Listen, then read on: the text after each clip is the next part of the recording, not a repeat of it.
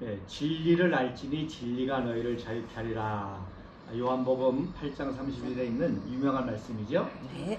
이 말씀이 그래서 유명하기 때문에 많은 기관들이 모토로 사용합니다. 대학이면 대학의 모토도 있잖아요. 아주 특이한 것은 여러분 미국의 정보기관 CIA 있죠. 그 CIA의 정보기관의 모토가 바로 이 말씀입니다. 진리를 알지니 진리가 너희를 자유케 하리라. 제가 몇 번 강의했지만 1905년도에 이승만 청년이 조지 워싱턴에 다니면서 미국의 많은 교회들을 초청받아 가지고 이제 설교도 하고 간증을 하고 그랬습니다. 미국의 선교사들이 키웠으니까 선교사들이 연결해 가지고 그래서 10월에 뉴욕 제일장로교회에 덜레스라는 목사님이 초청을 해서 설교를 했어요. 그 덜레스라는 목사님의 아버지는 인도 선교사였어요. 그러니까 선교를 후원하는 그런 교회죠. 덜레스 목사님 교회 가서 이승만 청년이 그때 30살이었었는데 설교하고 간증했는데 장남이 덜레스라는 장남이 프린스턴 대학 1학년생인데 이승만 청년의 그 설교에 감동을 받고 나도 외교관이 돼야 되겠다 그런 꿈을 품었는데 그게 누구냐? 덜레스 국무장관입니다. 아이젠하워 대통령 때 우리나라와 한미 상호 방위 조약을 맺은 핵심 역할을 한 분이 바로 덜레스인데, 그러니까 이미 이승만 청년하고 호영호지한 미국인 동생이랄 정도로 친했던, 그건 뭐 거의 한 40년간 교제를 했던 분이기 때문에 덜레스가 우리나라 독립과 건국에 치대한 영향을 미친 분 중에 하나죠. 근데 그때 고등학생으로 또 은혜를 받은 거는 동생 덜레스인데 이름만 달라요. 웰시 알렌 덜레스인데 이 사람은 CIA 국장이 됐습니다. 아이젠하워 대통령 때. CIA 국장이 돼가지고 58년도에 CIA 본부를 이제 새로 건축하면서 정초석이라고 그러죠. 정초석에 이걸 새겨넣었습니다. 진리 알지니 진리 너희를 자유케 하리라. 그러니까 이승만 박사라는 분의 인맥이라는 건 어마어마한 거죠. 그리고 또 유명한 대학의 이제 모토로도 많이 쓰는데 재미난 거는 독일이 대학이 제일 먼저 세워진 중에 하나입니다. 개신교가 발달하다 보니까 개신교는 교육을 강조하잖아요. 그리고 프로테스탄트들이 청년 결백하잖아. 열심히잖아. 그러니까 돈을 많이 벌어. 그럼 그 돈을 가지고 헛되이 쓰는 게 아니라 뭐예요? 학교를 세우는 거예요. 제자를 가리키고. 그래서 프라이부르크라는 유명한 대학의 모토가 1475년인가 생긴 대학인데 가장 먼저 생긴 대학 중에 거기 모토가 바로 이 진리 알지니 진리를 자유케 하리라 이 모토입니다. 또 일본에도 이제 동지사 대학이라고 도지사 대학이라고 그러죠. 기독교인이 만든 대학인데 그래서 동지, 우리가 동지라는 말 쓰잖아요. 동지들의 모임이라고 하는 대학이 도지사 대학으로 우리 윤동주도 거기서 유학을 했고 한 유명한 대학인데 거기에 모토도 진리를 알지니 진리를 자유케 하리라. 또 미국의 의대로 유명한 데 있죠. 의학 의대로 존스 홉킨스 대학, 워싱턴의 존스 홉킨스 대학이 굉장히 유명한 의대로 제가 자카르타 있을 때 또 우리 애를 하나 거기 유학을 보냈던 적도 있어요. 또 존스 홉킨스 대학은 의학뿐만 아니라 다른 학과도 유명해서 그 이승만 박사의 스승인 그 윌슨 대통령도 존스 홉킨스에서 최초로 항정하고 했던 그 존스 홉킨스 대학의 모토가 또 진리를 알지니 진리 너희를 자유케 하리라. 이번에 이제 K의 가디언즈 이거를 이제 미국의 시사를 하기 위해서 영어 작업을 했는데 12분짜리 영상을 만들어서 그 영어 자막을 우리 이제 공화당의 교육연수원에서 그 영어 자막을 하고 그 감수를 누가 했느냐? 존스 홉킨스에서 석사 박사를 하고 6.25 전사를 연구하고 또 국방부 직원인데 탄핵 과정에 파견 나가가지고 미팔군에서 근무를 했었던 분이에요. 그리고 지금 하와이가 있는데 제가 그분을 또 어떻게 아느냐? 우리 공화당이 대단한 게 우리 공화당에 숨은 인재들이 많아요. 부인이 저하고 국민학교 동창이야. 몰랐는데 이제 태극기 집회를 통해서 만나게 됐죠. 그래서 이제 우리 공화당 후원하는 얘기하다 보니까 부인이 저하고 초등학교 동창이고 남편이 대학교의 수학 교수입니다. 거기에 장녀야. 그래서 그렇게 해서 소개가 돼가지고 이제 알게 된 분이죠. 그래서 이런 참 전문가 엘리트들이 우리 공화당에 많이 있다. 어쨌든 그래서 그 존스 홉킨스에서 박사를 하고 또 6.25 전사를 연구한 분이고 그 형제 국방부 직원이 너무 바빠서 이제 영어 번역을 못하고 이제 감수를 해서 하셨는데 어쨌든 이렇게 진리를 알지 진리를 너희가 잘 알다. 이 말씀이 왜 이렇게 우리에게 중요하냐? 지금 너무 거짓이 판을 치잖아요. 어느 정도까지 판을 쳤느냐?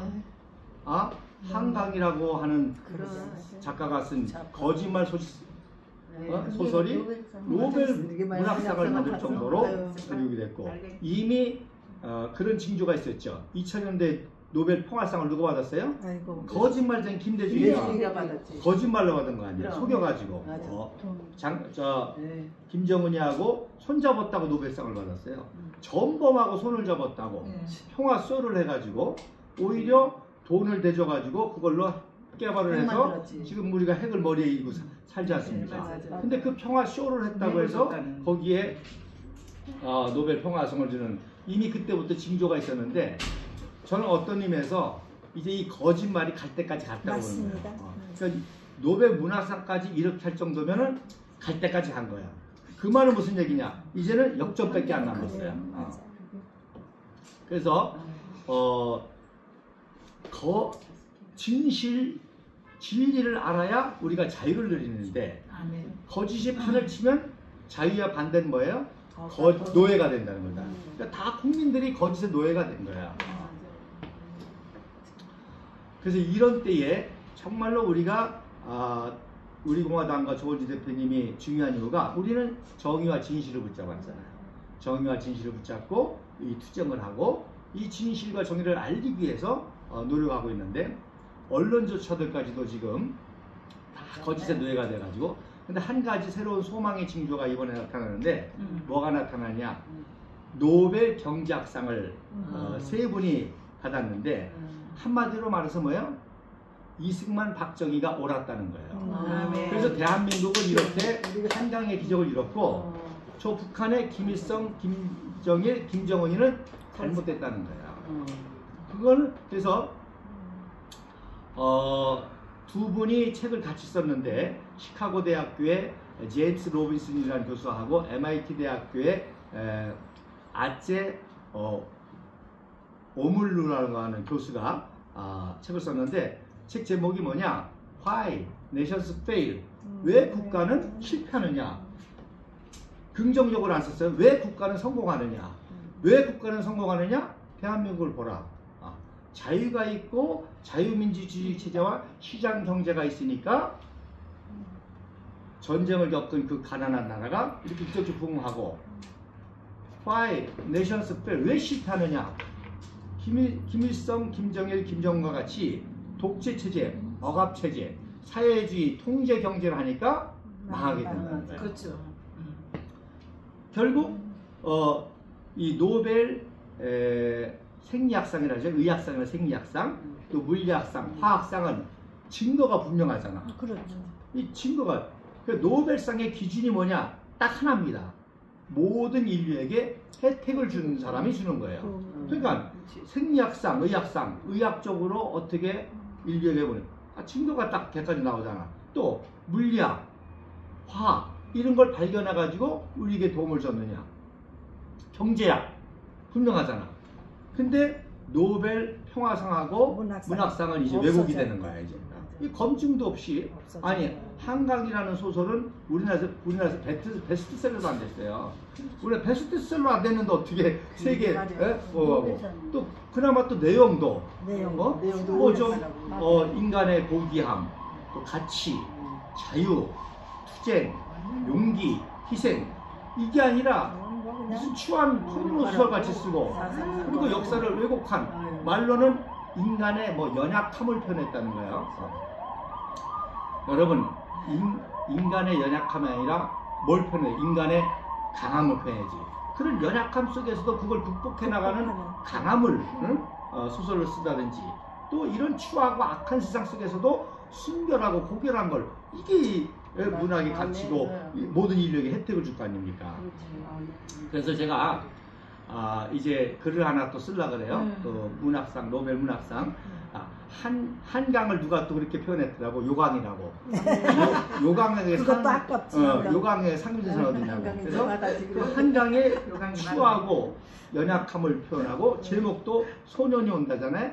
저는 반대로 정말로 우리 대한민국의 6.25를 통해서 정말 위대한 영웅들이 태어나고, 그분들의 살신성인과 희생과 용기를 통해 가지고 이런 기적, 한강의 기적이 일었단 말입니다. 그러니까 어떤 면에서 한강의 기적의 뿌리는 6.25입니다. 6.25를 통해서 수많은 청년들이 희생과 용기를 보여줬고, 그걸 본받은 우리 국민들이 얼마나 아이덴티파가 됐어요. 외국인이 와서 도와주니, 우리가 얼마나 귀중한 존재면 미국의 청년들이 와서 도와주느냐. 그래서 4만 명의 미군이 희생을 당했잖아요. 우리 국군은 약 17만 명이 희생을 당했고, 우리 국군들이야 뭐 우리가 지키니까 그렇다고 그러죠. 유엔군이 4만 명이 희생을 당했단 말입니다. 그런데 한강이가 한국전쟁이 무슨 대리전이 되는 거야. 강대국의 대리전. 그렇게 되면은 이분들의 청년들의 희생이 뭐가 돼? 허무한 거 되잖아. 근데 그분들이 그렇게 허무하게 싸운 게 아니거든. 와서 우리 한민족을 보니까 정말 자유를 지키려고 싸우는 거에 감동을 받아가지고요. 어느 정도 미군들이 감동적으로 싸우냐면, 태극기를 품고 싸우는 게, 그 사람들 태극기를 구해야 하는 게, 이 태극기를 품어야 태극기 자기를 지켜주는 것처럼 생각하고, 이 태극기를 들고 싸우는 게 사실 전쟁의 의미였었기 때문에 그 정도였습니다. 더 놀라운 거는요, 4만 명 중에 한국전쟁을 통해서 메달 오브 어너라고 하죠. 명예훈장이라고, 최고, 미국 의회에서 주는 최고의 공로훈장입니다. 그러니까 4만 명이 희생했지만 4만 명이 다 받은 게 아니야. 제가 조사해 보니까 146명이 받았더라고. 140명, 한국전쟁을 통해서. 근데 그건 그야말로 다른 사람을 위해서 자기를 희생하는 용기를 발휘한 위대한 용사들, 거의 이제 죽은 분들도 있고 살아서 받는 분들도 있고. 그래서 지금 쭉 조사를 하는데, 연도별로 조사를 하는데, 우리 강제구소령 알잖아요. 강제구소령. 그런 경우가 많았어요. 수류탄, 중공군이나 북경 수류탄 던졌을 때 자기의 부대원들을 위해서 덮쳐서 죽은 그런 사람들이 많았고, 또 제가 이제 그 한강하고 비교하려고 해서 찾은 건 뭐냐면, 북계군하고 전쟁했을 때보다 중공군하고 전쟁을 더 많이 죽었어요. 맞아. 중공군이 워낙 인해전술로 하니까 더 많이 죽었고, 그래서 최초에 동부전선에서 미 해병대가 많이 죽었는데, 서부전선에서 중공군에서 최초로 전사에서 명예훈장을 탄 분이 레드 크라우드라는 상병인데, 얘는 2차 세계전에 참전해서 제대를 했다가 48년대 육군으로 다시 들어왔는데 24사단이 돼가지고 일본에 있었어요. 그래서 전쟁이 일어나니까 우리나라에 와가지고 대전 전투도 참전하고, 낙동강 전투도 참전하고, 38선 북진도 참전하고, 저 남록강까지 가다가 중공군이 개입하는 바람에 처음으로 얘가 중공군을 발견하고, 새벽 11월 5일날 주일날, 그러니까 하여튼 중공군 놈은 하여튼 얍삽해. 언제? 야간에. 그리고 언제? 주일날. 쉬하는 날. 그때 기습으로 해가지고, 근데 이 최초로 이 레드 크라우드라는 병사가 그걸 발견하고 부대원들을 깨우고, 그리고 총격을 하다가 총상을 입었는데, 총상을 받아 치료를 받아야 되는데 치료를 거부하고 나무에다가 자신을 묶고, 그래서 끝까지 싸우다가 부하들을 그 전우들을 무사히 후퇴하게 하고, 최초의 중공군에 의해서 희생당한 사람으로 명예훈장을 받은 사람이에요. 이렇게 소설이 돼야지. 이게 노벨상 받아야지. 그러니까 대한민국 역사는, 대한민국 역사 자체가 노벨 문학상이고, 노벨 평화상이고, 노벨 과학상이고. 왜? 여기서 이 전쟁을 통해서 이기려고 막 의과 의술이 발달하고 간호사가 발달하고 신무기가 발달하고 그 신무기가 나중에 컴퓨터도 원래 포를 정확하게 쏘기 위해서 만든 거거든. 이게 나중에 이제 컴퓨터가 민간화되면서 오늘날 이렇게 혜택을 줬잖아요. 그래서 이런 놀라운 희생. 그래서 요한복음 15장 13절에 또 유명한 말이 있죠. 요한복음 15장 13절 친구를 위하여 자기의 목숨을 버리는 자가 이보다 더 큰 사랑이 없느니라. 그 가장 위대한 사랑이 한국전에 쏟아져 버렸잖아요. 그래서 지금 어떤 상황이냐. 그러니까 이번에 서울에서 좌파 교육감이 된 이유 중 하나도 한강 때문입니다. 맞아. 한강 그래. 좌파가 이렇게 막 하니까 그러니까 거기 영향을 미친 데다가 우파가 너무 못하잖아 지금. 윤석열도 못하지, 한동훈도 못하지, 한결이도 못하지. 그러니까 우파에게는 좋은 소식이 없는 거야. 다들 실망했어. 근데 유일하게 그나마 희망을 줄 수 있는 게 KD 가디언즈가 이제 등장돼가지고 또 이걸 통해 가지고 정의와 진실을 외치는 우리 조원진 대표와 우리 공화당만이 유일한 희망이 되고 있습니다. 그래서 국민의들이 그나마 그러니까 다 오늘도요. 그래서 KD 가디언즈 이 상영하려고 영화 담당자를 직접 만나는데 영화 담당자가 영화가 특별히 대중화에 굉장히 민감하잖아요. 이 사람들은 어느 정도 심각하게 여기냐면 2년 5개월이 반이 남았는데도 다음 정권 넘어간다는 거예요. 그 정도 지금 위기시킬 수 있습니다. 우파에는 뭐 좋은 소식 하나도 없고 막 하니까. 그러니까 반이 남았는데도 이재명이한테 넘어갈 거라고 하는 위기의식을 느끼고 있더라고요. 그러니까 영화도 거기 굉장히 민감한 거야. 어쨌든 막 그래서 이게 우리가 여러분 기도해 주셔야 돼요. 그래서 이런 와중에도 기적적으로 KD 가디언즈가 빠르면 이제 11월 18일이 발효 70주년이거든요. 그때라도 상영이 돼서 그나마 이거를 해도 우리 우파 국민들에게 또 국민들에게 소망을 주고 또 이 진실 거기는 연극도 아니잖아.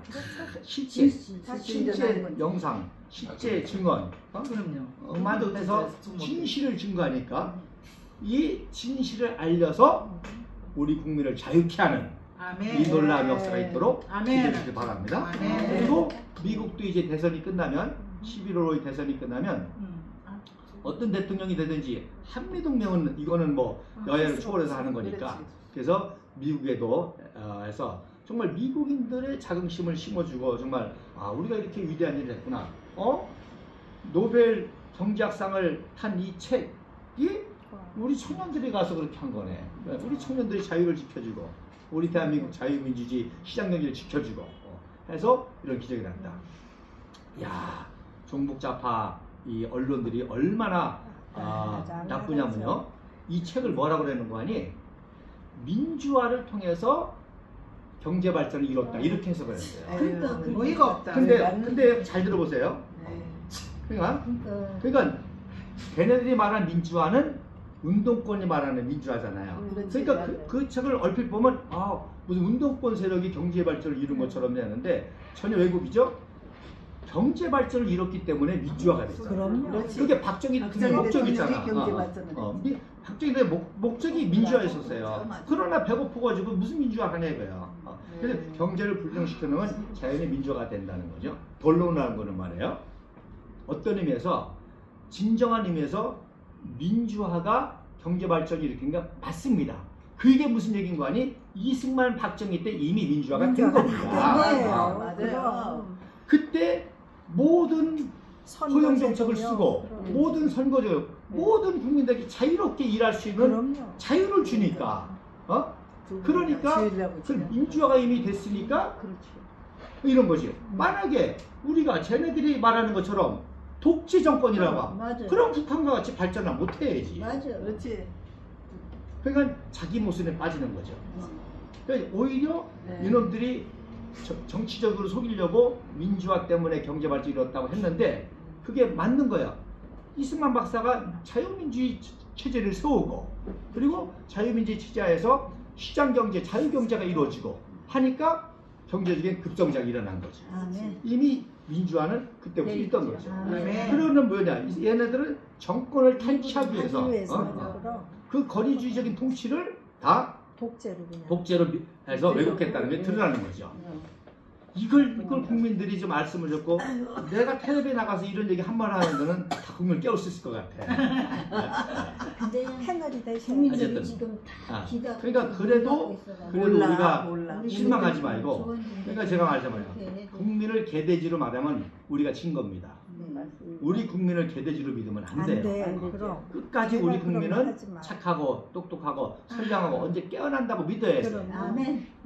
답답한 사람은 답답하니까 깨어나야 돼. 이번에도 뭐 한강기 보니까 국민이 개돼지야. 그러면 우리는 이길 수 없습니다. 맞습니다. 그렇게 생각합니다. 아유 시원하게 그래서 말씀하시네. 우리 국민 믿어야 돼요. 우리 청년들 믿어야 돼요. 맞습니다. 학생들을 믿어야 돼요.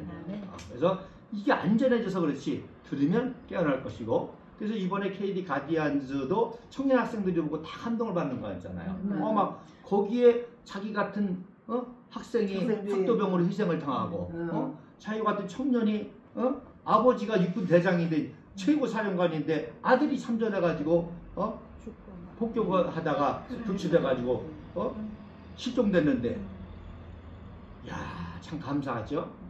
그 실종을 수색한 분을 제가 또 찾았습니다. 야, 대단하셔. 역시 난 너무 신기한 거예요. 어떤 분하고 대화하다가 자기 아버지가 뭐 서북 청년단에서 뭘 했고 유명한 분이라는 거예요. 그래서 그런 분이 있었나 하고 그분 검색하다 보니까 이름이 동명이었던 거야. 동명이었던 거야. 그래서 계지목이라고 평북에서 고등학생 3학년인데 145대 때 내려오다가 섬에서 똑똑한 청년이니까 너 단신으로 내려왔는데 뭐 먹고 살 거야? 켈로브에 들어간 거야. 그 켈로브에 들어가서도 이북 지형을 잘 알고 똑똑하고 하니까 비행사만 수색하는 업무를 또 받은 거야. 비행기가 북한 쪽에서 하다가 떨어지잖아요. 그래서 한 번은 수색하다가 어떤 섬에서 실종된 미군을 구출했어요. 그러니까 미군 조종사가 막 1개월 동안 막 혐의 덥수룩하고 뭐 하도 굶어가지고 정신 이상이 될 정도로 이 사람을 구한 거란 말이에요. 그러니까 벤프리트 장군 아들이 실종됐다니까 누굴 보내겠어? 얘를 보내지. 계지목을 보낸다. 그래서 9월산 황해도 9월산에 보내서 대원들하고 찾으러 가다가 북대군을 만나가지고 교전이 벌어진 거야. 그러니까 어떻게 해? 그냥 중단하고 왔지. 그 보고를 벤프리트 장관이 듣고 벤프리트 사령관이 듣고 더 이상 수작을 정정하지 마. 내 아들 때문에 다른 병사들이 더 있고 다른 적전을 얼마나 감동적이야 이거. 이게 소설가. 그러니까 이게 이걸 초기로 쓰면 노벨문. 그러니까 K 가디언즈가 노벨 문학상도 타야 되고 노벨 문학상도 타야 되고. 그런 얘기를 들었잖아. 벤프리트가 얼마나 위대한 사건이야. 근데 놀라운 거는 그걸 찾았단 말이야 내가. 그 수색작전까지도 9월산에 가가지고 수색작전 한 사람 이름까지도 계지목이라고. 야. 그러니까 찾으라 얻을 것이요 들으라 열릴 것이요. 그러니까 이 정말 진리를 찾으면 맞아요. 진리가 가르쳐주고 나타주고 그래서 이렇게 종북좌파가 바닥으로 갈수록 국민들이 이게 뭐지 뭐 이상해 거짓말 같아 아닌 것 같아 이런 것이 노벨 문학상이라고 해서 책 사서 봤더니 이상해. 국민들이 진리를 찾을 때가 옵니다. 진리를 알지 진리를 잘 차리라. 자유롭게 되는 큰 날을 위해서 우리 조원진 대표님이 지금까지 싸우고 있고 우리 공화당 당원들이 싸우고 있고 이번에 KD 가디언즈를 통해서 이 문화 다큐영화를 통해서 이런 폭발적인 역사가 일어날 수 있도록 여러분 기대해 주시고 구체적으로 11월 18일 날 그 즈음에 산영될 수 있도록 그렇게 노력해 주시기 바랍니다. 감사합니다.